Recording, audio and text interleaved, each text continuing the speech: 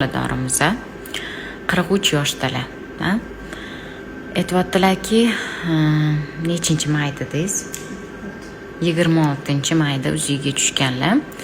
Hozir ko'rdimda, qani bitta uzi qog'ozingizni bering desam, uzi qog'ozda bolani qopini o'lchami 14 mm deb yozilganda, lekin ichida bolani hali o'lchamlari yo'q deb yozilgan. Agar 14 mm bu katta millimetrda, уже 6, 7, ba'zan 9 mm dan ichida уже mishoklar ko'rinishi boshlaydi bolani. Raz 14 mm ichida hech narsa tayinli ko'rinmayaptimi? Qat'iy tekshiruvni, nazoratini qilish kerak edi. Mana homilador ayolimiz bir oydan beri yuribdilar. O'zi homilasi yo'q ichida.